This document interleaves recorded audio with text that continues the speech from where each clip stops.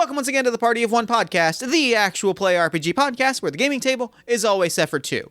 I'm your host as always, Jeff Stormer, and this week on the show I am joined by David Gales for a playthrough of their new game, Gravemire. In Gravemire, players take on the role of mortal, fallible people facing unfathomable odds set against the backdrop of an uncanny, creature-infested 1890s Louisiana bayou. It is a fantastic, cool, creepy, cosmic horror game. It has some amazing storytelling mechanics. It is wonderful and evocative. The setting is rich and creepy and weird. I loved playing this game. This game was an absolute delight, and I think you're going to love listening to the game that David and I played. I'm really excited. The game is currently on Kickstarter. It has, I believe, almost funded or currently has funded.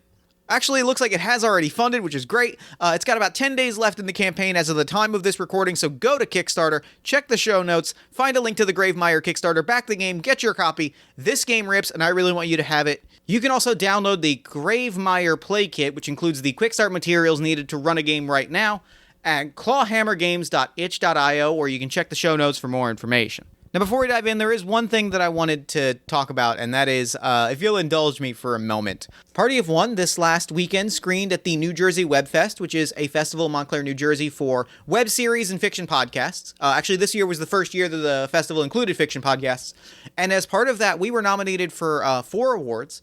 We were nominated for Outstanding Actual Play, Not Playing D&D. We were nominated for Best Series Premise in an Actual Play. We were nominated for Outstanding Anthology Podcast. And we were nominated for Best Game Master in an Actual Play. And I just wanted to take a moment to say that we won. We won an award. We won an award for Party of One, y'all. I just kind of wanted to gush about that for a moment because it's a cool thing, and I just wanted to say thank you to the New Jersey Webfest crew, particularly Neem Basha and Ned Donovan, sort of principal organizers, as well as all of the New Jersey Webfest judges. Thank you to Jen Frank, as always. You make this show possible. And thank you to the hundreds of people that have joined me for a game, and to the hundreds of you that listen every single week. It means the world to me, and I'm kind of over the moon about it, and so thank you. I wanted to share this thing in this moment with you because it means a lot to me, and I'm just, sometimes you want to take a moment to gush, and if I'm not doing that to you, the people that are listening to this, what's the point, right? That's why we're all here together. So thank you. Thank you for listening. Thank you for joining me for games. Thank you for making this thing into a thing. I am incredibly appreciative, and, let's set our eyes to the next one. And on that note, let's throw it over to me in the past so that he can get started with the show. Take it past me. Thanks, future me. This week, I am so excited to be sitting down with David Gales. David, thank you so much for coming on Party of One. Thank you for having me. So real quick, at the top of the show, why don't you let our lovely listeners at home know about what we are playing this week, as well as anything else that you've got going on that you might want them to know about.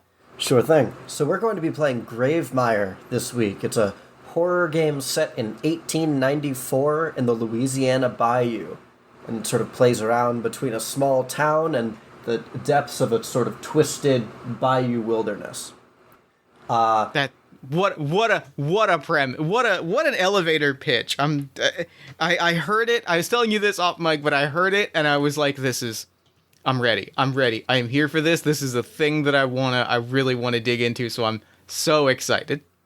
It's funny, for as niche of a setting as it is, I've found it has somewhat of a universal appeal. In terms of other things that are going on, I mean, we're kickstarting Gravemire right now. I don't really want to bury that lead. And then Clawhammer Games, which is my game studio, does have a couple of other things in the works, which you can keep an eye out for a little bit later this year. Hell yes. All right.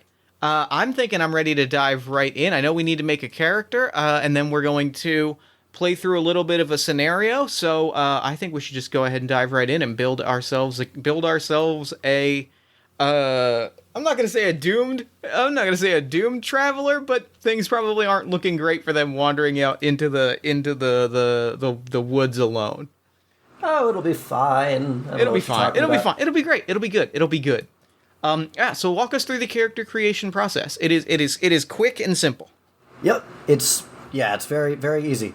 You come up with your character concept. You essentially give your character a name. You have a vague idea, and you talk to the dealer, which is the GM, about that idea. And then you are given a certain number of skill points. and you dump those into any skill you want. And by any skill, I genuinely mean any skill you want. You make them up. You write them down. Character sheets can be a post-it note. They could be a big elaborate spreadsheet. It's whatever you have on hand, whatever you have ready, whatever you prefer. And because of the sort of amorphous nature of character creation, I actually will have to kick things back to you in order to get things started, because it all depends on who you want to play and what person you want to send out beyond the border. There's a lot of really good options, and I'm gonna go with the one that popped immediately into my head. I really want to play the seed of where it's starting is maybe a little bit on the sillier or the tropier side, but I'm gonna kind of color that a little bit and pull on some things. You're hearing me spin this in real time. So the phrase that immediately pops into my head is riverboat gambler. Excellent. Riverboat gambler is the thing that pops into my head, but I think the other half of that I kind of want to pull in is pulling on very specifically famous novelist Mark Twain. The idea of like that kind of like a writer, maybe even like kind of pulling on some things like a journalist would be really compelling. Like yeah, I love the idea of like a journalist biographer type who also just spends a lot of his time hanging around bars and river boats and ostensibly a journalist, but the question of what have you written lately, I think, is prevalent in my head as I think about this character and sort of the questions around them. Right on. I like that idea a lot. So then, I mean, the next step would just be to start coming up with what does your character know how to do. So when you start in Gravemire, you start with 15 skill points, and you start with 7 health and 10 willpower. The 10 willpower doesn't change. That's just going to be what you start with for willpower. That's representative of your character's mental stability. The health you can increase using 2 skill points per health gained, and then the rest of the skill points you can play around with different skills. Let's see, skills that I want to have. I want to have gambling. I want to have gambling as a skill. Okay. I just enjoy it. It's a fun skill to have. I picture my character spending a lot of time gambling. It is a pastime and a hobby. I'm also going to write down interviewing. I think I want my other skill to be I want interviewing as a skill, specifically because I'm thinking about journalist and novelist Thomas Wolfe. I picture that big white suit like is very prevalent. And the idea of having a notepad and like just talking to people and like getting their story and that kind of being my journalism is very me, and it's very the energy that I want to bring to this. I like that. So you're maybe less of a journalist and more of a chronicler, but that notepad in hand lends a sort of credence and weight to whatever it is that you're saying and whoever you're talking to. I'm also going to write down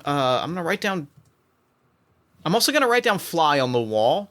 I picture this as being like adjacent to, not quite hiding, but like being an unobtrusive presence. It's a very specific kind of hiding. Yeah, it's a very specific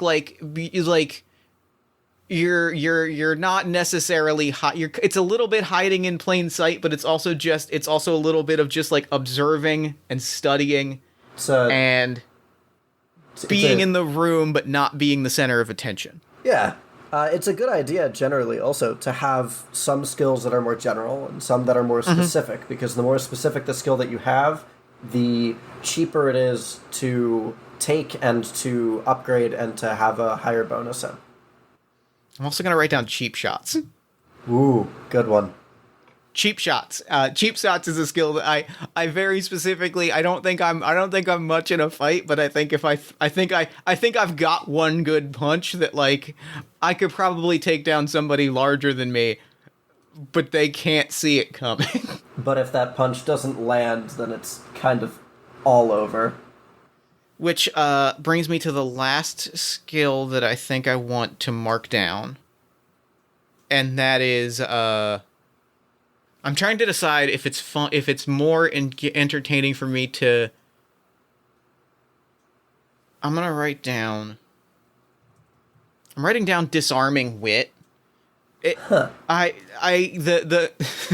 This is a very modern reference, but it's the reference that I'm coming up with in my head. I picture a certain energy of that tweet of picking a fight and then saying I'm just a little guy and also it's my birthday, I'm a little birthday guy. Yep. And then that like that kind of it's not quite I'm not quite charming, I'm just kind of being a little pathetic, a little funny, a little odd, but like it's not something that I can necessarily like talk my way like into getting things as much as I can sort of like talk my way out of getting out of trouble by kind of disarming the situation a little bit. This will likely get edited out, but have you seen Shang-Chi yet? I have not seen Shang-Chi yet. Okay, there's a scene where one of the characters is like about to get into a fight, and so she just like gets in between the person who's gonna beat someone else up and that person, and then just starts yelling the lyrics to Hotel California. Yeah, I'm imagining exactly. something along those lines. Exactly like that. Exactly that energy. We're leaving that in because yes, it's exactly that energy of like, I just happen to know the one thing that's gonna make you unclench your fist, and if I can get your fist unclenched, then we're out of a bad situation. Yep. Then you can go from cheap shot to interview. Exactly. That's exactly right. Perfect. Then the next step would just be to do my favorite, number crunching. Crunching. I say this with as much sarcasm as possible because I had to basically hire somebody to help me do number crunching when I was making this game. I'm never making a dice-based game again, I swear to God. But, you got your 15 points. You can divvy them up however you like. We should probably assign skill tiers to each of your tiers, which is something that you do, and then I kind of green light. And then if you find yourself needing more skill points than you have, then you might want to take an aversion. But that's not always a good idea. Right. So I'll leave it up to you. I think gambling I'm gonna put at a tier 3. Yeah, I would agree with that. I think most of my skills are tier 2. I think interviewing is a tier 2, cheap shots is a tier 2, fly on the wall is a tier 2, and I'm gonna say disarming wit I'm gonna put at a tier 1 because I think it is. I picture specific. it not. Yeah, I picture it not getting me used in a lot of situations. Like it's not as general as I am particularly witty, and it's not as general as I am good at making people laugh, like at breaking down situations. I'm good at getting myself out of a tough spot. Nice. So my disarming wit is a tier 1, which is the most specific. Fly on the wall, cheap shots, and interviewing are all tier 2, which are a little more general. And my tier 3, which is gambling, is a tier 3, which is the most general. Sounds good to me. So I'm going to put a +1. So the way it works is tier 3 skills cost 3 skill points to add a +1 to. Tier 2s cost 2, and tiers 1 costs 1. So I'm going to put a +1 into gambling. I'm assuming I'm going to see how much it costs to put a 1 into everything. 1, 2, 3, 4, 5, 6, 7, 8, 9, 10. So I've got 5 points left to spend. 11, 12. Okay, so what I've got is gambling is a +1, interviewing is a +2, cheap shots is also a +1, and disarming wit and fly on the wall are both +2. Are you satisfied with that? I feel good. I feel good about this. I feel pretty good about this. I'll also note that you are choosing not to increase your health. We'll see how it goes. Okay. And no aversion. So that's No aversions. probably wise. So, yeah, that's a good character sheet. I'll greenlight that. And it's time for my favorite, which is questions. What do you hope to find beyond the border? What do I hope to find beyond the border? The last 5 people that I've interviewed have all talked about finding a specific place and a specific person somewhere beyond the border. A little hut, a hut on the, like a little shack on the water, and that when you walk inside is a luxurious bar, because I can't resist a swinging bar. But inside there is a single bartender working who every single one of them said knew something about themselves that they had never told anyone before. What brought I you want to know. I want to know what this guy's deal is. It's a good hook. What brought you to Scarstone? Cheap booze, cheap poker, and nobody looking for me. Easy, ample stories, cheap booze, cheap poker. Lack of trouble. Then what are you running or hiding from, and why? Oh, I blew open a story that I should not have blown open, and I don't regret it. The organized crime movement in America is a rising concern, and in the next few decades it's going to be a disaster, and I'm happy to have been on the front lines of talking about these sorts of things, but it made some people very unhappy, and I'm very happy to be in a place where they're not looking for me.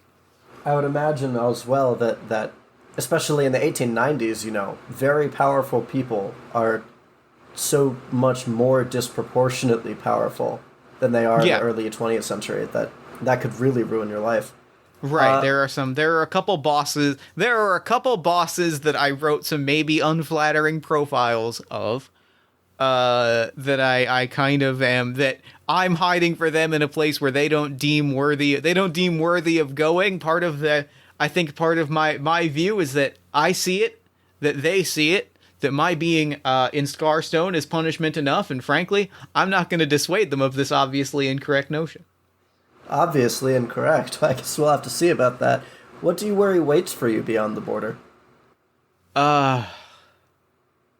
Something I can't talk my way out of. I'm pretty good at talking, but I worry that words are not going to be much good beyond the border, whether because of physical danger that I simply can't talk my way out of, or because to hear them tell it, I am going in search of some things that are far more powerful than can be bargained with or pleaded with or joked around with or disarmed, and I worry that I'm walking into a place where my words have no good, where my words have no value. I worry that I'm finding myself in a place where the skills that I've put my life into are not going to be able to save me, even though they've saved me from everything so far. Sometimes in the very worst of situations, the pen does yield to the sword.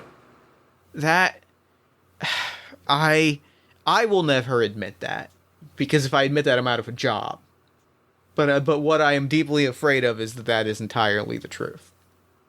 Suppose we'll have to see. Suppose we'll have to see. Well, I think, then, that the contract that you have taken, or that has been foisted upon you, because there are many available, but most of them are more of the go and kill this monster, or go and apprehend this criminal that fled into the bayou, or go and do scientific research. Frankly, they're things that you're not qualified to do, and you don't strike me for a fool. So we're going to do... Yeah, and I frankly they sound dire. Throwing punches and that sounds beneath me, frankly. Well, if we're all being honest here, if you're going to take a contract, things are already pretty dire. And I did realize, we never caught your name. That is true. Who are you? My name is Ansel Crest. Ansel. It's got a Pen good name. Got a good pen oomph name, to but it. you know, it's all about the performance, right? What is, for the purposes of what's coming, what is your real name? It's got to be much less cool than Ansel Crest. The first thing I thought of was John Peters, you know, the farmer.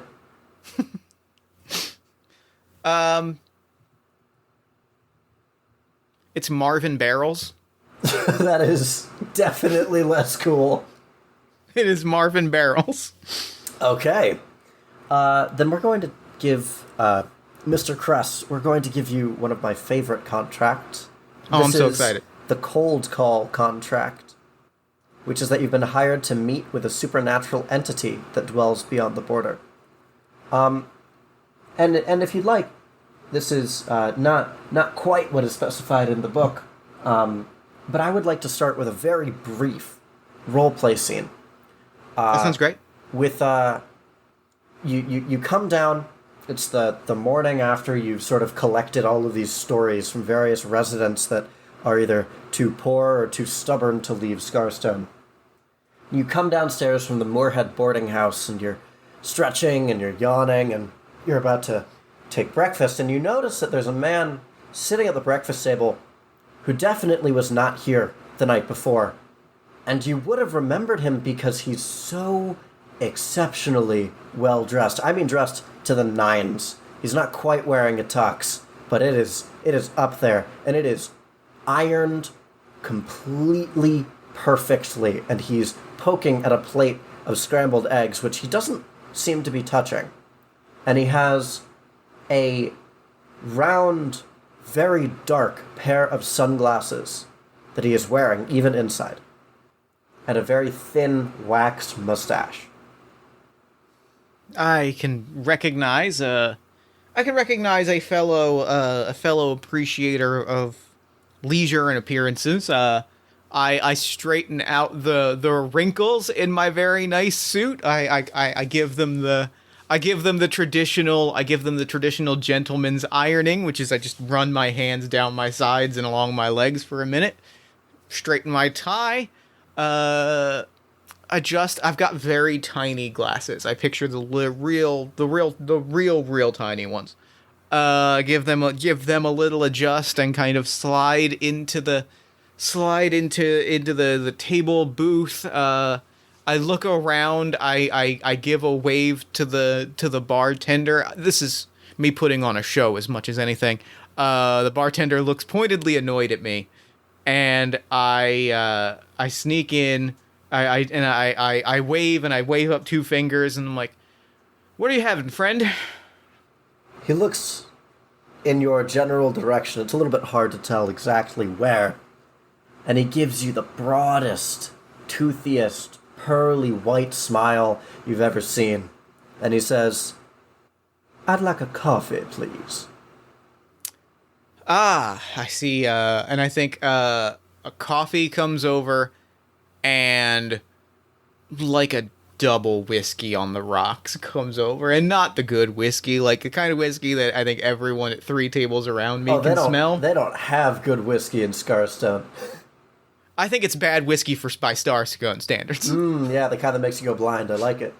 Yeah, it's the kind that it puts hair. It's not gasoline, but maybe like half a step below that.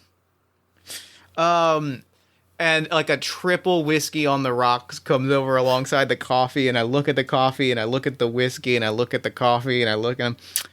I'll actually have a coffee as well, thank you, and a water. I'm trying to, body's temple. The water comes before the coffee, although you may have mistaken it for coffee at first, given the color and opacity of the liquid. Sure. And the man across from you makes a minor show of taking a very small sip of the scalding hot coffee in front of him. and then says, "How may I help you?" Oh, I'm just here, I always like to be, while I'm staying here, I like to be abreast of who's coming and going, and frankly, I will dare say you seem a bit more interesting than most of the people that are coming and or going. I suppose I'll take that as a compliment. As it is intended. My name is Ansel Crest. I am a profiler of the happenings here. Consider myself a one-man welcoming committee. What pray tell is your name, friend? Tell me your story. What brings you to the coziest little spot in the endless wasteland abyss that is the world around us? He gives you the exact same grin that he did before and says, "Ansel Crest, a pleasure. I think I read about your... what was it?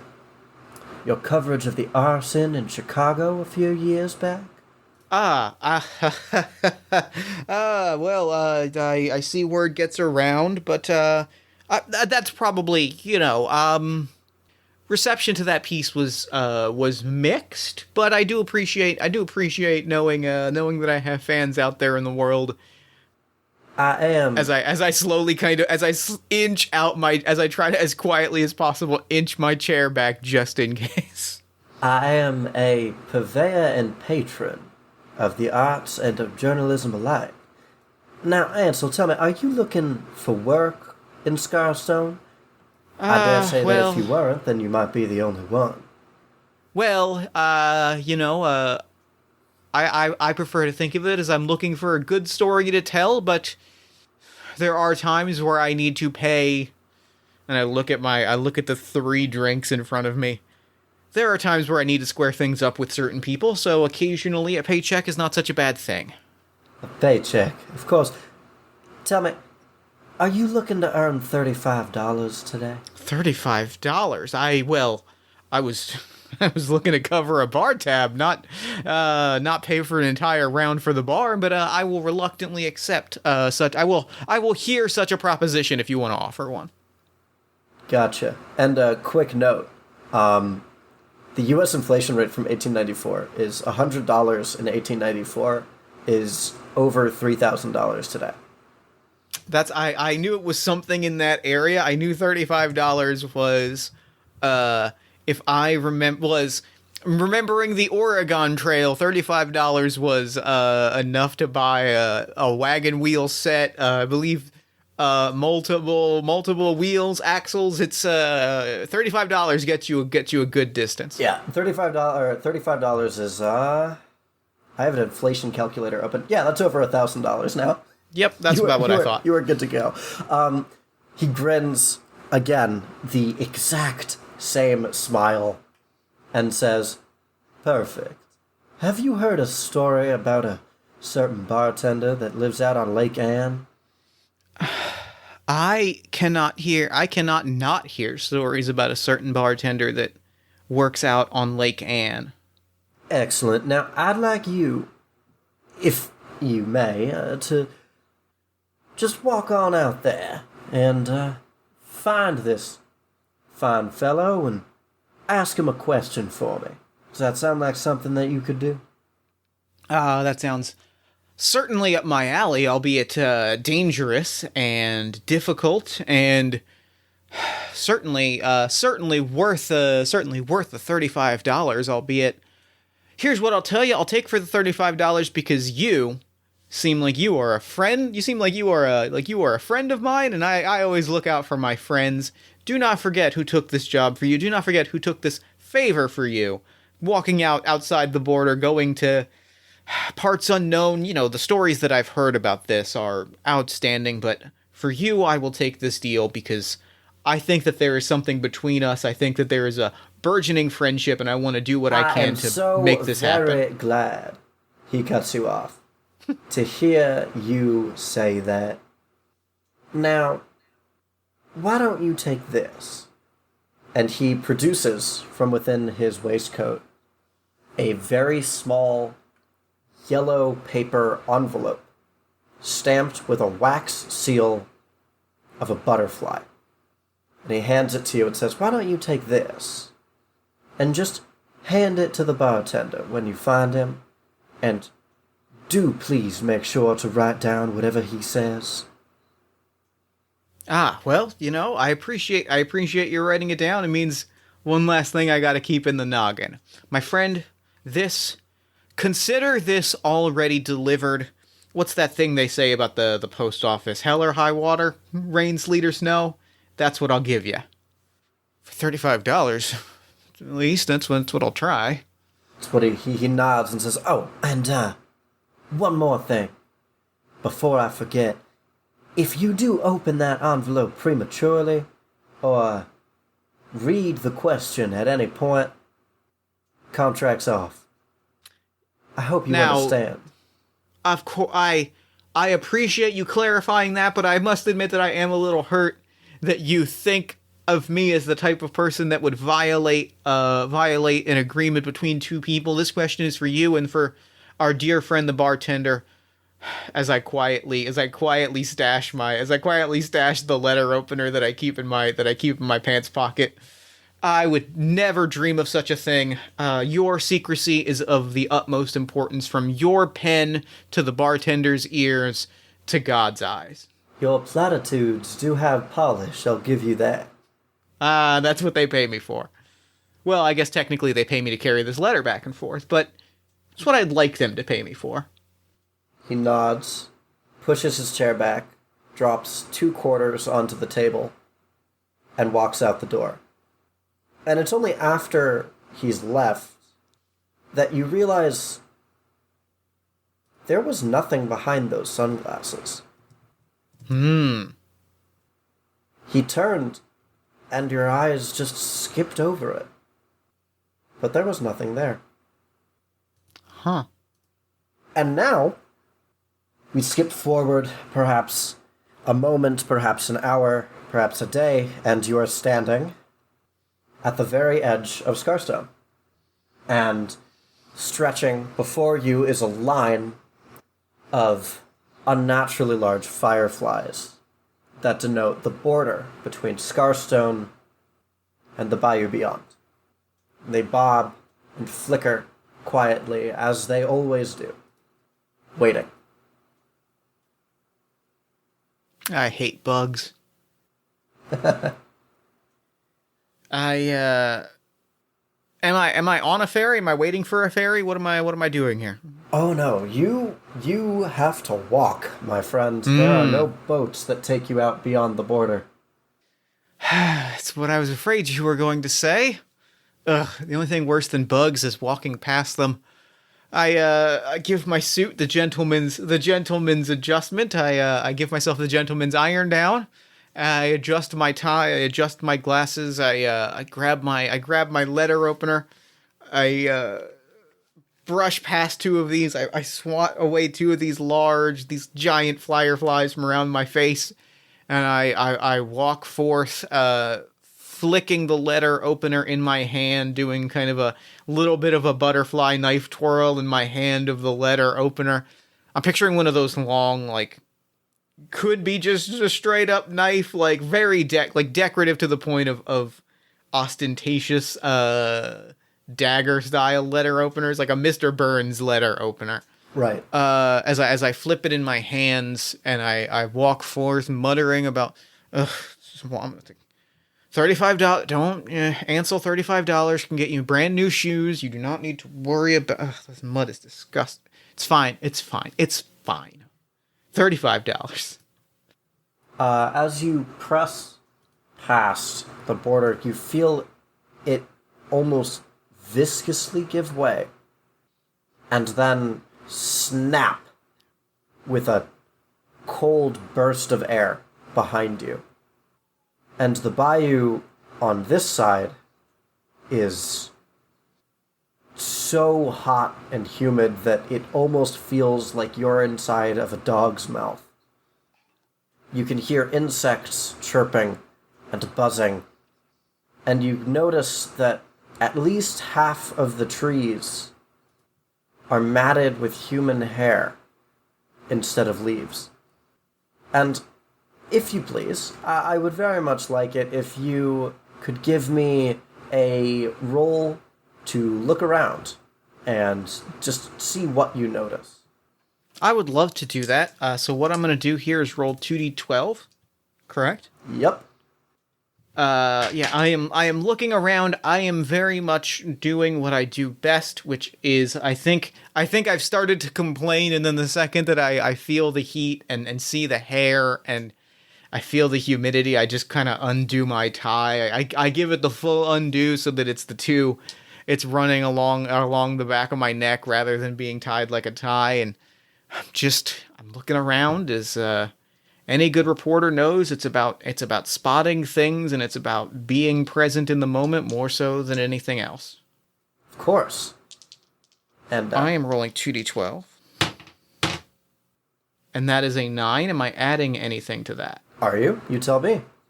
I'm going to add fly on the wall to that. This feels like a moment to be a fly on the wall. This feels like the moment where I'm actively trying to study the scene without bringing attention to myself. Yeah, I would say that's directly relevant, not even tangentially.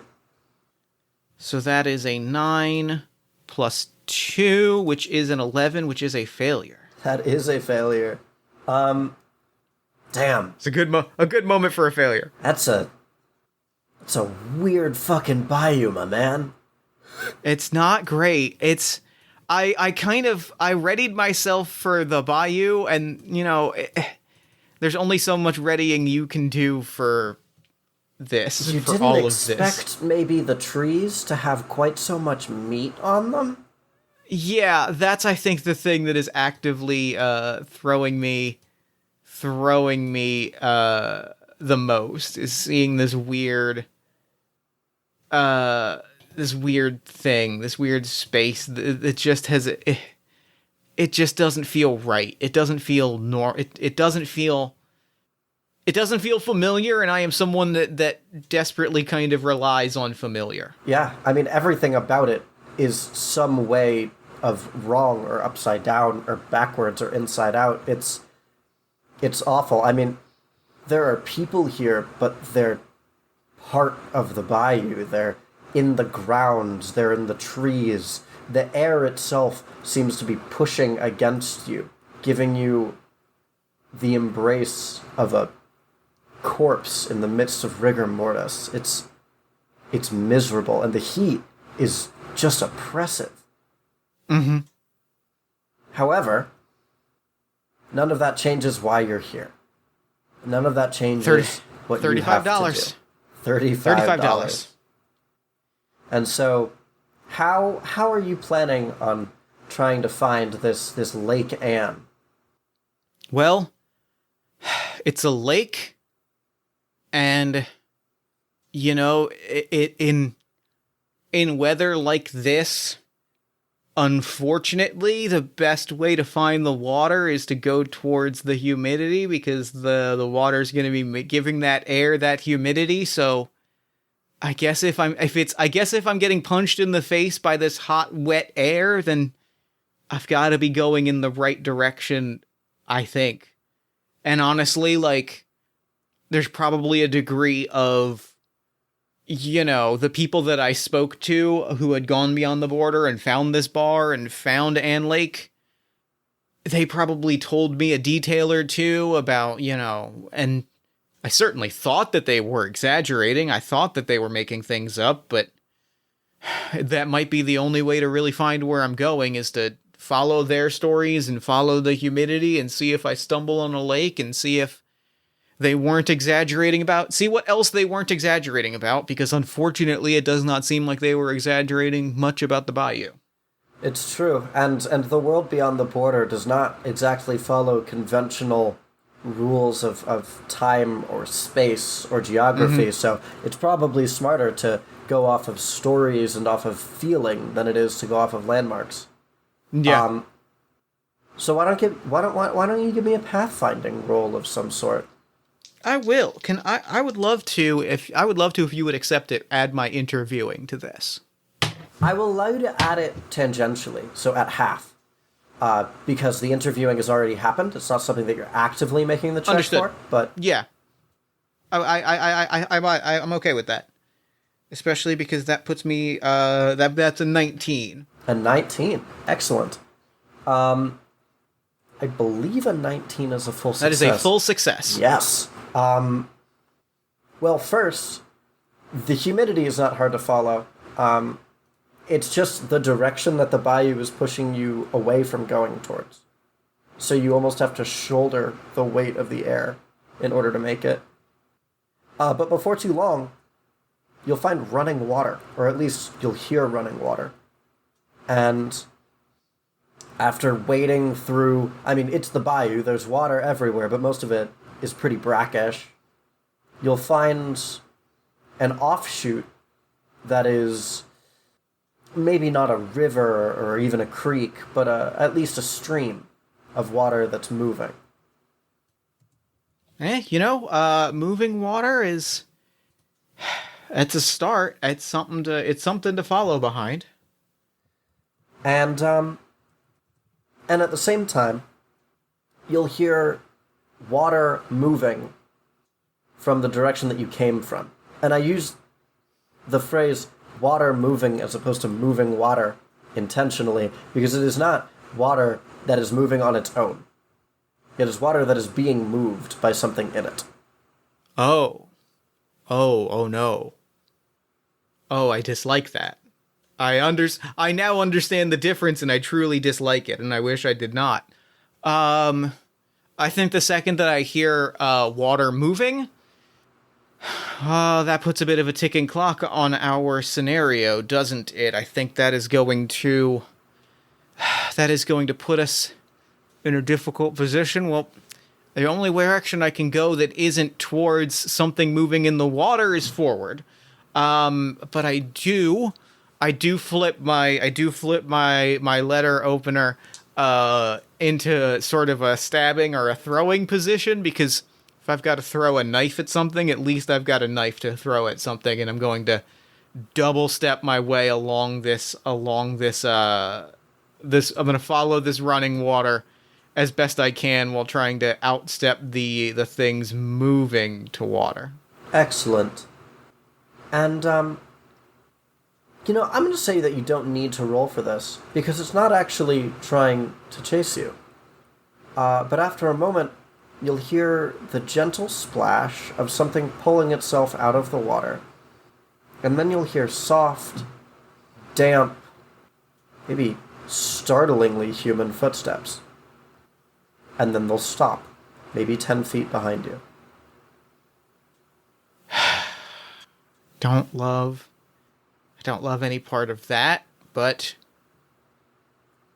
if I'm gonna die, I'd rather face the thing that's gonna kill me rather than the only thing dying with my back turned to death gets me is a bad story when I get to the other side. So I'm gonna quietly I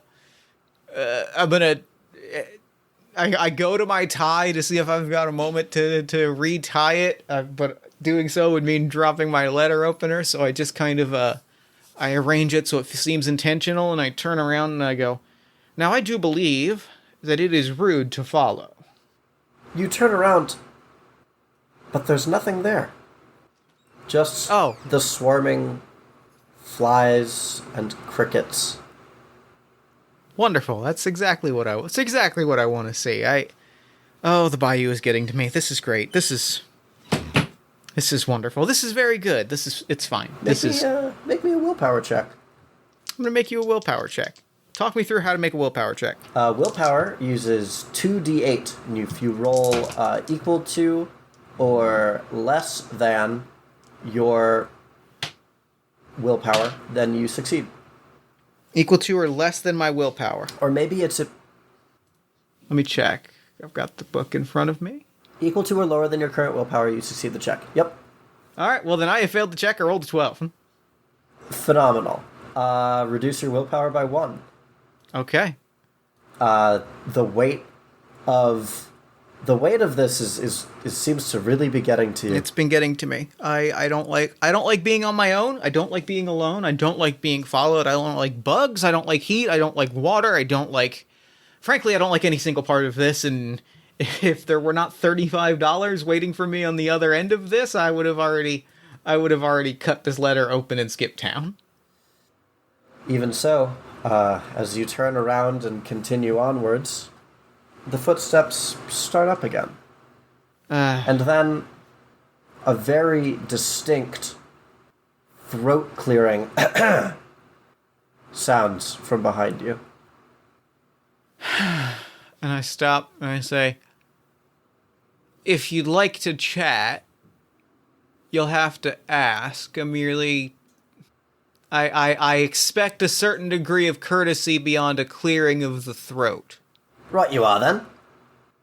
Oh, that's even worse than no response. And I stop and I do put away my letter opener, and I pull out my notepad and without turning around, I just go, yes, well, you're asking can I ask what I can do for you today, friend? I'm terribly sorry, but there's nothing there. I hate this place, I hate this bayou, and I hate everything in it. Make me another willpower check as someone taps your shoulder. There's another, that one's a 10. Great, this is going great. Lovely, down to 8 you go. Down to 8. I think I swirl around and throw a punch. I think that there is absolutely no waiting. I think 2 failures in a row. This is absolutely. I am throwing. Excellent. I am throwing a punch to just cock someone in the mouth. I would count that one as a cheap shot, but I will say that it's an unfamiliar one. So it's still at half. Is that half rounded down or half rounded up? I'm fairly certain it's rounded up, but I should check. Either way, I mean, it's a 17 plus either 0 or 1, so it's a full success either way. Rounded up. But, quick punch, quick throw of a cheap shot. Quick throw of a cheap shot. Excellent. Let me double check. Right. This is technically an attack. So, before you make the attack, you have to allocate your attack bonus between damage and accuracy. Now, you already put it into accuracy, which is probably better anyway. So it'll only deal 1 damage. Okay. Your punch connects with a swarm of flies. And they sort of hate bugs. Disperse around your fist. And then fly backwards and then reform into just a sort of jumbled mass that very slowly starts to retake the form of a human figure exactly your height. And once it has been fully reformed, in a sort of buzzing voice, it says, That's quite rude. Well, it's rude to sneak up on someone and tap them on the shoulder, so I think we should call this even. I wasn't sneaking up on you. You just weren't looking in the right direction. Well, it's rude to tap. Oh. All right. What I would do you rather apologize. I do? Crawl up your sleeves? Point taken. I would like to formally apologize. I'll accept your apology. Now, Much appreciated. could you do a favor for me? I believe I owe you one as I cocked you in the jaw. Excellent. Flies or the swarm or however you want to describe your jaw. Could I take your eyes, please? Unfortunately, I don't believe I can accept this favor. I know that I punched you in the jaw, but I unfortunately do not feel like I can comfortably make this trade. Terribly sorry. I do hate to be an inconvenience. It's just, I do need them. Well, that makes both of us. It takes a step forwards and then says, really, I'm afraid that if it comes down to it, then, well, I'd rather have them and have you be angry at me. I'd risk another punch for it. You can punch me again if you really need to. But I do need the eyes. Tell you what I'll do. Heads or tails? I'll call tails. Excellent. Fabulous. Fabulous. Well, do you want to reconsider that? Because I do have a story. Because I could. I don't want you to get into an unfair bargain, but technically I've heard stories. A few of the sailors have been telling me, I'd spend a decent amount of time with gambling types, and technically, there is a slightly better chance of heads. Like, very small percent chance of it. Are you sure you want to stick with tails? Are you trying to get me, Ed? I'm just making sure you have the facts before you make this bargain. I want you to roll me... Man, I don't even know... I do know what this would be. This would be disarming wit. All right. Make me a disarming wit check. Don't even make it unfamiliar, because you are very much in your element here. That is a 17. A 17. Excellent. It's funny, for somebody who wrote Actually, the wait, game, no, that is a 16. Sorry, That's a 16. I miscounted. A 16, a partial success. Even more interesting. Big fan of partial successes. So, it kind of cocks its head at you, and you can see some of the flies sort of slough down its shoulders. And then it says, I guess I could change the heads. But I want to be the one to flip the coin. If it's all the same to you. It sure is, as I quietly put the coin that I was going to flip in my pocket and pull out a different coin. Here you go. Flip it. Take it. It's yours. No, it's all right. I brought my own. And that's where the partial Wonderful. success comes in. Wonderful. Even better. Takes out a coin from somewhere. I can't tell you where. One gambler to another, you know better than to ask. And a couple of flies, jump out of its hand as it pushes the coin up into the air. And it spins. And I watch it go up. And just as it's at the peak, the peak of its flight, and I'm watching it flip, and the beads of sweat are starting to form and pool on the top of my forehead, and I bite my lip a little bit, and just as it starts to come back down, that's when I go for the nose. Roll me a cheap shot. What do you, I want to put this in damage. Okay. Especially because that is a 20. Okay. So that's 2 damage as this thing, pardon the pun, flies apart and says, what? It's ridiculous. Hey, you did say I could punch you. I offered. I didn't think you would do it. But you offered. I did offer. You've got me there. Right, can I take your eyes now? No, I'm sorry. Oh, well, I think I'm going to. Can you roll me the upper hand, which is rolling initiative, essentially. Okay. Yeah. And I will grab my D12. Oh, that is a 20. Same. God, you are just hot dice today. Yeah, no kidding. The D12s are treating me. The D12s are treating me well. Yeah, I rolled a 20 as well. Oh no, I don't like that. I don't like that I thought that just my dice were hot today. I don't like that all of the dice are hot today. That's certainly a type of vibe. Let me check who goes first.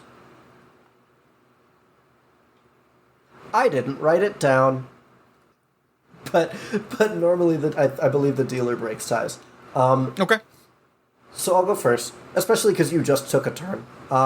Yeah. I will get from point A to point B and then make an attack. Okay. So let me grab my monster's stat block. Got Jerry the Fly Guy. It's not actually his name, but regardless. I don't know any better. I rolled you... That's an 18. So, full success. So 1 damage to you.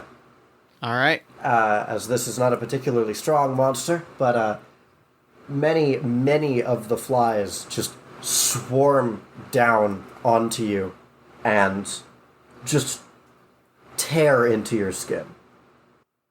And you can see the sort of silhouette of this fly swarm is getting more and more scattered and frenetic and frenzied. And I am going to honestly just grab my letter opener and swing wildly and see what happens.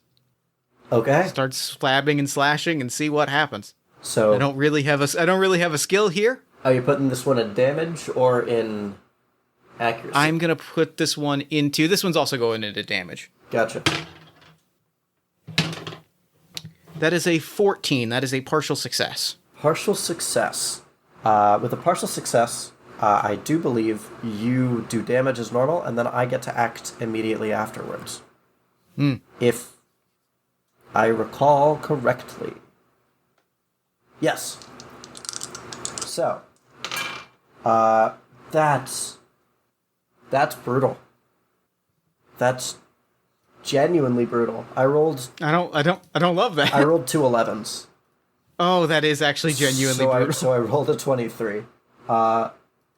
So I'm gonna deal 1 damage to you. Okay.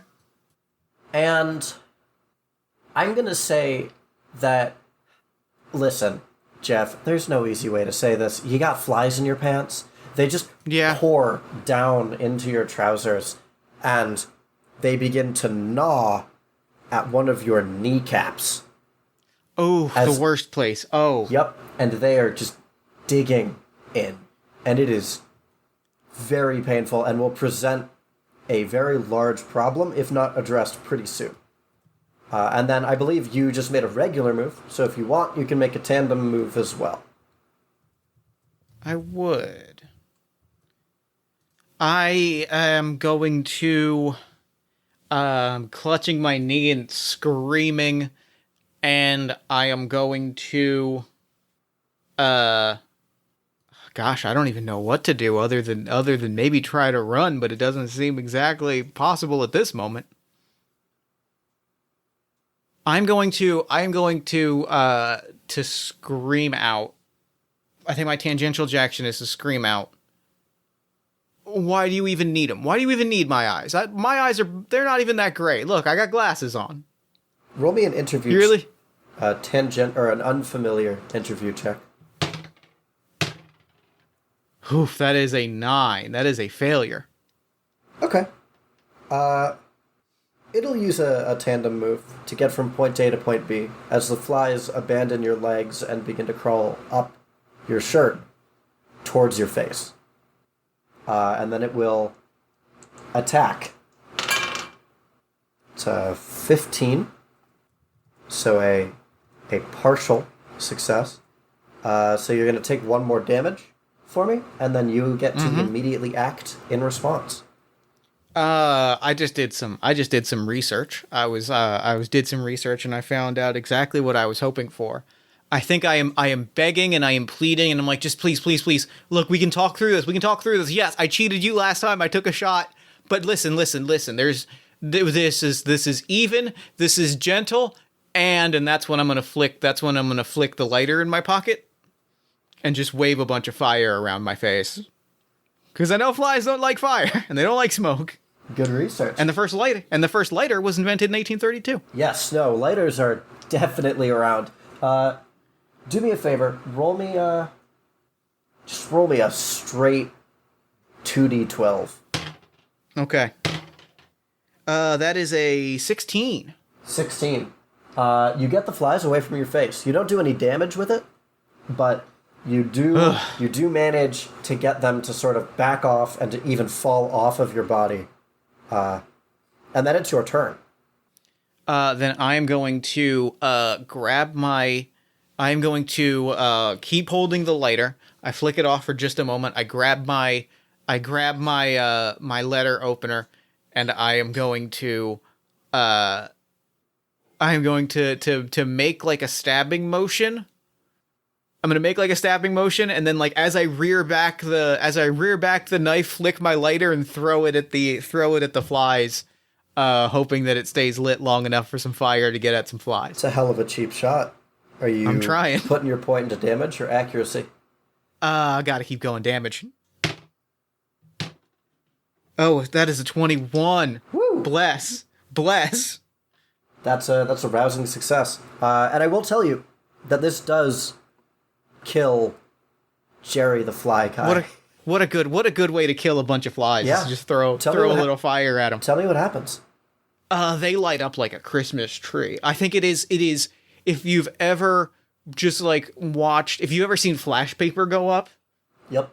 It is exactly like that. I flick it and I throw it expecting to maybe just like see them scatter a little bit, but it catches one of the flies and I see it kind of like sizzle, and then it's just a whoosh and the fire just, straight column of fire to the sky. I am thrown backwards. My beautiful suit is got ash and burn marks all over the front of it. There's blood stains all over my knee, but I kind of barely climb to my feet. The lighter is destroyed. There is nothing left of that lighter, and I kind of like I'm holding my letter opener knife, and I'm just I liked that lighter. It was a nice lighter. I can buy a lot of lighters for $35, but I liked that lighter. Got a lot of memories. It never once didn't light when I flicked it, and that's rare. You don't find that in a lot of lighters. Sitting in this pile of ash is something that is still moving rhythmically. It's charred. It's a little bit pulpy, but it looks to be the heart of a deer. And then it blows away into dust.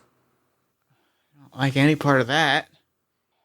Ashes to ashes, I guess is how the saying goes. If I don't love being one for cliche, but sometimes literary tropes have a value. And there is, of course, still the creek. It seems to be running the other way now. Well, I mean, stories said follow the water, and the water was moving that way, but now it's moving. But the only evidence that I have is follow the water. And that doesn't make any sense to go back the direction that I was coming from. However, I don't know that the question of does that make any sense seems like it has any value in this particular moment. So I'm going to do what the story said and follow the water. And if I find myself back at the edge of the bayou, then I know I've gone the wrong direction and I turn around and walk back. But I'm going to follow the water because, frankly, the stories are about the only thing that I have left. Make me another perception check, then. Okay. That is a 14. All right. Not terrible. Could be worse.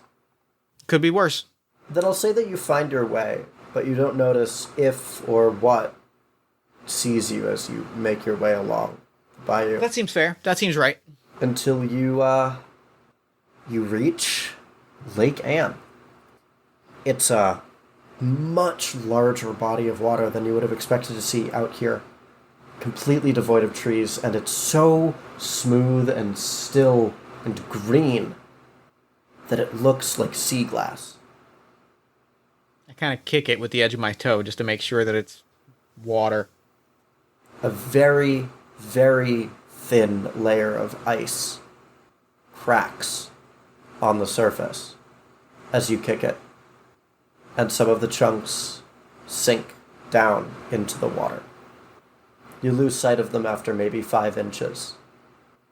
I move a few feet away from the crack in the ice, and I put my foot hard on the water, and I push down to see if it will hold weight. It is far too thin to walk on. That's about what I figured. Your foot plunges down into the water, and it is boiling hot. Make me a willpower check, and then make me a dodge to try to get out of the way of what's underneath. Oh, that is the first success that I have had with my willpower all day. That is a 5, willpower of 8. Excellent. And I'm going to make a dodge. That's 7. Oof. That's a failure. You feel someone very gently snake their fingers up your ankles and then wrap around them. And your foot has disappeared into the water. And then they pull. Yeah. And down you go. Down I go. It's odd. The longer that you spend down in the water, the boiling hot doesn't seem to be doing anything to you. It's just distinctly unpleasant, but your skin remains unscalded. And you are face to face with the most beautiful woman that you have ever seen. She's dressed all in white, and her hair splays out, floating in the water, as she looks at you with a knowing smile. And you can see her perfectly, despite how opaque and difficult to see through this water is. And then she smiles with her teeth as her jaw begins to unhinge.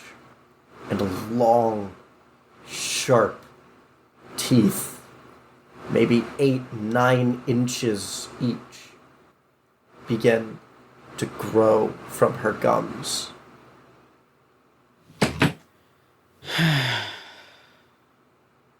I go for a cigar. I put a cigar in my mouth. Underwater? Underwater. Knowing I'm not gonna, I don't even have my lighter. But I put the cigar in my mouth. And I pad my jacket, I pad my vest, I pad my pockets, and I kind of give a shrug, and I pad my pockets again. And I'm clearly, I can't find my life. If I'm gonna die, I need to at least have, I'll go out with some comfort. And I find the shape that I'm looking for, and then I stab her in the thigh. Or in the tentacle. There's no tentacle, don't worry. Oh. She's more of an anglerfish than an octopus in terms of facial structure. And the rest of her is quite human. So yeah, roll me a cheap shot.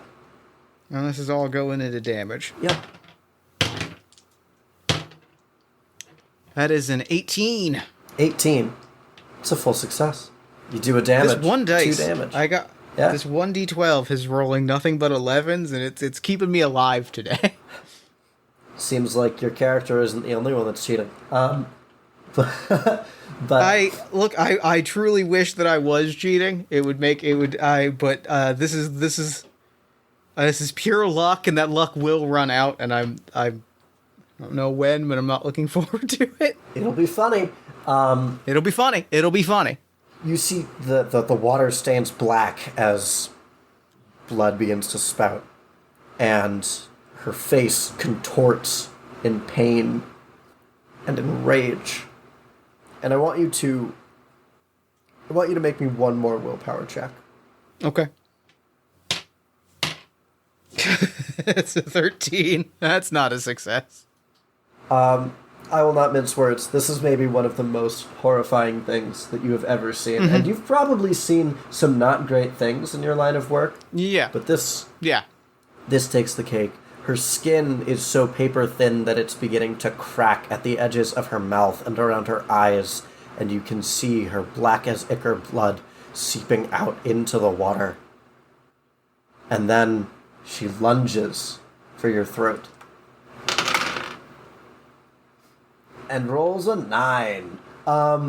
She lunges for your throat, and the water pushes you up as you hit the ice, which seems much thicker from below. But the movement of the water and the current means that she just barely grazed you with her teeth. Ugh. I am not looking to fight today. I am looking to get the hell out of here. I am too close. I am too close to my $35. I am not looking to get wrapped up in a fight today. So I am swimming back. I am swimming towards the nearest source of light. I'm swimming towards there has to be a crack in the ice somewhere. Sure. Came down this way, so I'm swimming back towards. I'm swimming right back towards that crack in the glass. Roll the check to climb up on out of there. That is a 14. Yeah. You'll make it back up out. I will say not before she gets one last swipe at you. Not a Understood. bite, Not a bite, but a swipe. And you will take another 2 damage. 2 damage? 2 damage. Got it. How are you looking for health? I am at 2 health left. Yes. It's not a lot.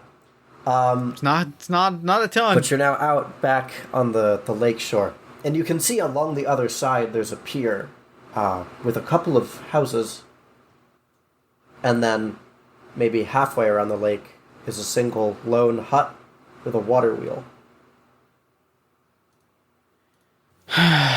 It's well, it's a structure. It's on the lake. I think that's where I gotta go. To the hut, then. And I limp, and I limp, and I stumble, and I walk towards the. I limp and I stumble, and I walk towards the hut.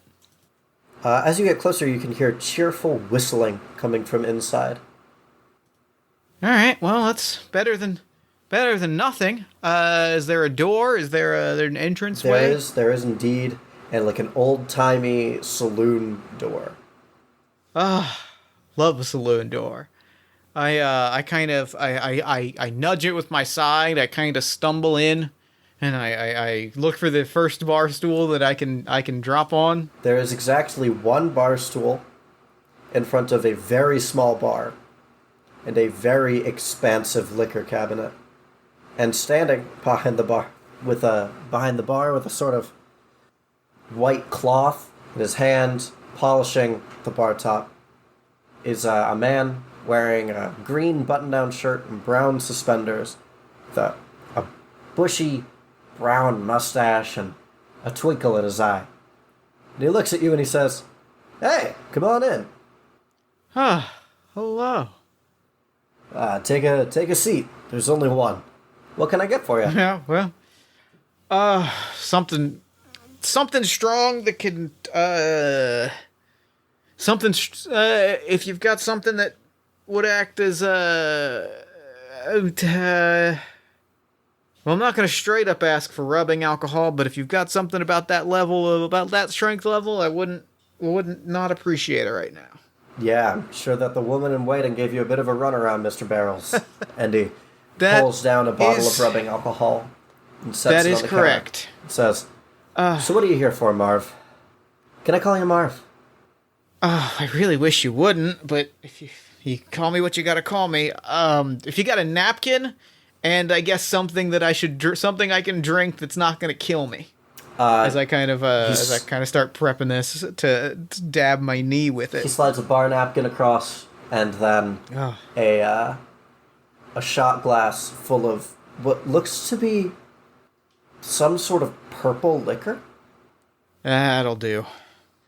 And I slap the rubbing alcohol on my knee, and I scream and I swear, and then I grab the purple liquor and I start swirling it around.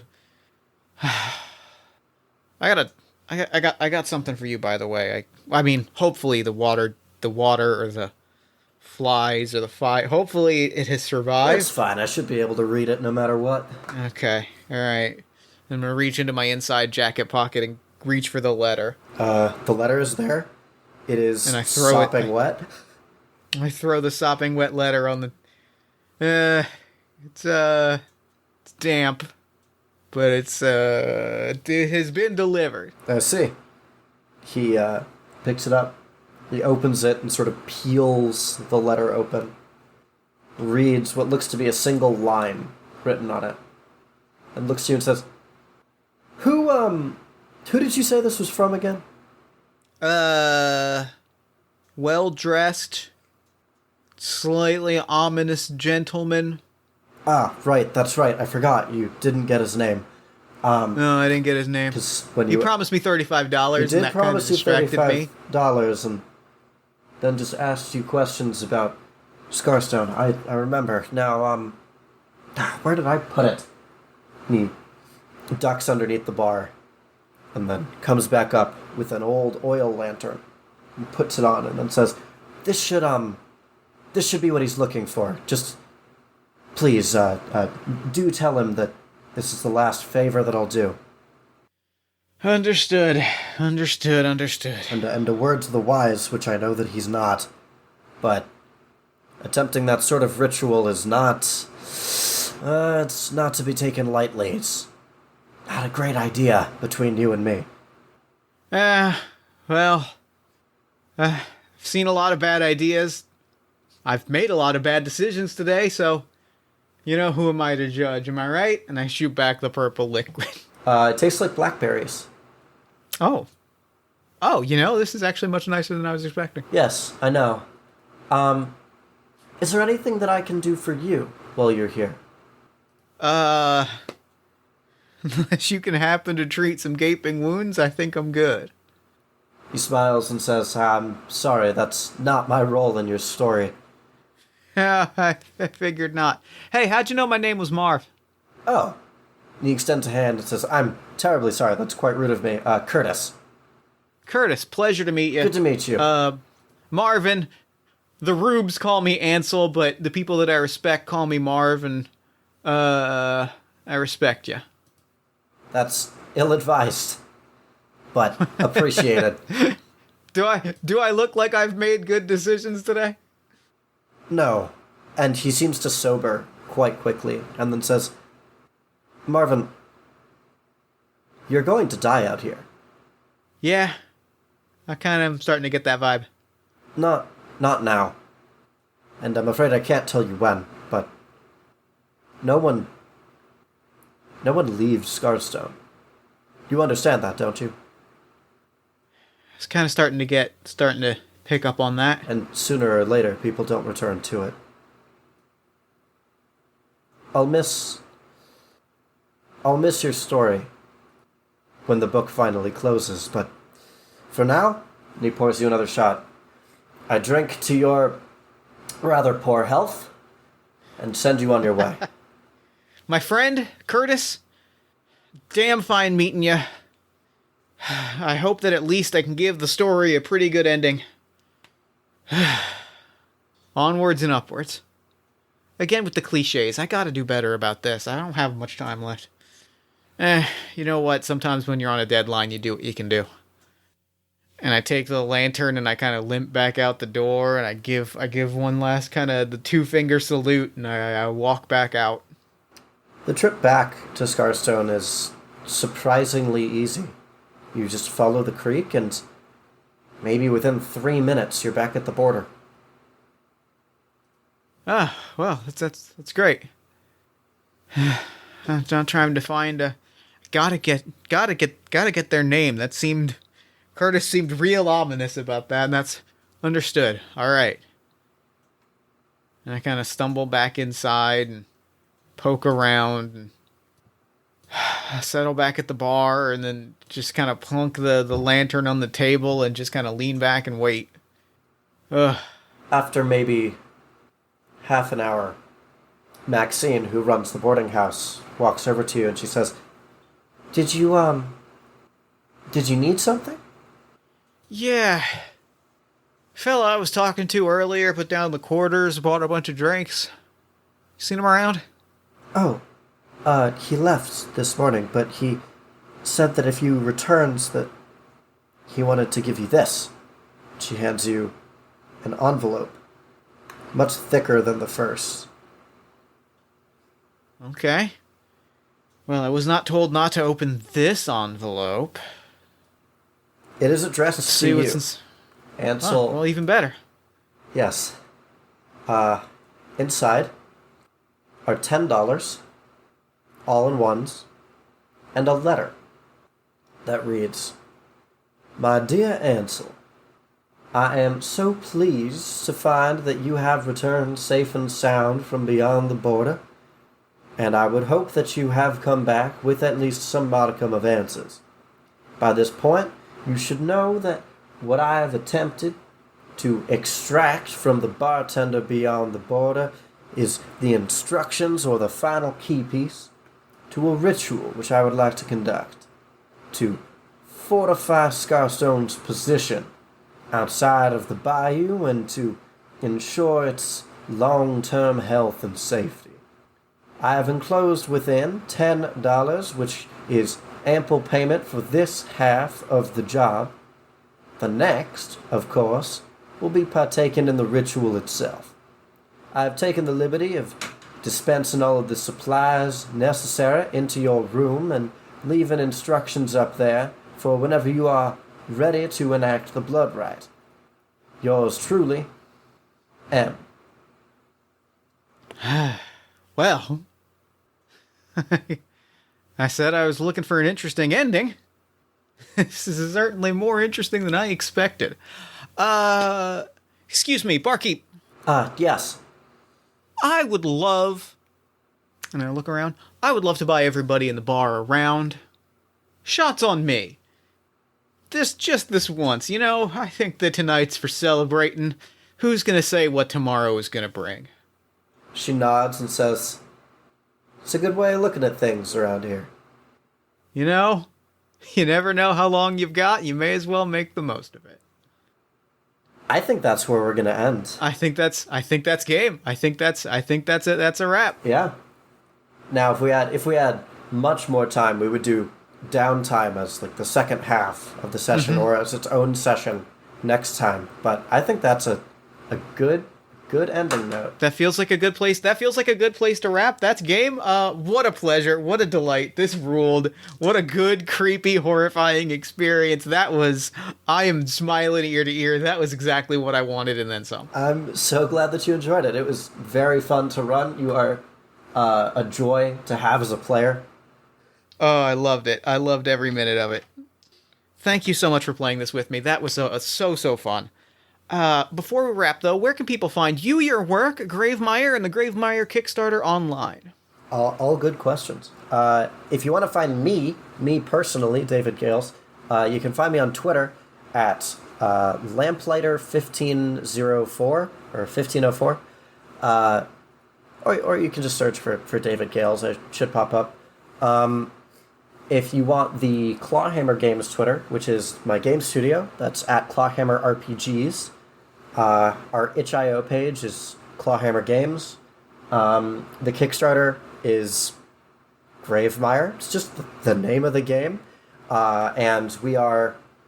I mean, I don't know when this is going to be airing, but right now we are pretty close to hitting funding, and we have maybe 2.5 weeks left or more. So plenty of time for you to hop on and get a paperback or a hardcover or any number of other goodies. What else is there? I think those are the big ones. All right. And my DMs on Twitter are open, so if you ever want to talk or you want to collaborate on anything, just hit my line. Hell yeah. Well, thank you so much for playing this with me. This was such a goddamn pleasure. I am so absolutely delighted with how that went. I could not be happier. And for now, I'm going to throw it over to me in the future so that he can wrap up with the show. Take it, future me. Thanks, past me, and thanks again to David for coming onto the show. That game was awesome. That game was cool and weird and creepy, and I loved it. Thank you so much for running it for me. Go back, Gravemire on Kickstarter. You can find a link in the show notes. It's got about 10 days left in the campaign. It's already fully funded. You will get your copy of the game and the materials. And it rips. It rips. It kicks ass. You can download the quick start materials at clawhammergames.itch.io, or you can check our show notes for more information. And go follow David on Twitter at lamplighter1504. Then while you're on Twitter, follow us at Party of One Pod. Like the show on Facebook at facebook.com/Party of One Podcast. Join our Discord community at bit.ly/Party of One Discord. Head to our merch store at bit.ly/Party of One Merch. And if you enjoyed the show, consider leaving us a nice iTunes or Podchaser review. Consider sharing some love for the show on social media, or consider donating to the show financially at patreon.com/JeffStormer or kofi.com/JeffStormer. Once you finish listening to this episode, you should go listen to the other podcast that I produce every single week, All My Fantasy Children, a character creation, storytelling, and world-building podcast on the One Shot Podcast Network, in which every week my best friend Aaron Catano Size and I take a listener-submitted prompt, we spin it into an original fantasy character, and we populate a shared universe one story at a time.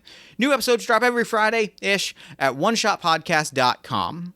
Party of One is produced and edited, as always, by Jeff Stormer and Jen Frank. All music for the show comes from the song Infinite Lives by Mega Ran featuring the D&D Sluggers, and the Party of One logo is by Evan Rowland. If you'd like to inquire about press coverage of the show, advertising on the show, or coming on to the show as a guest, email me at partyofonepodcast@gmail.com.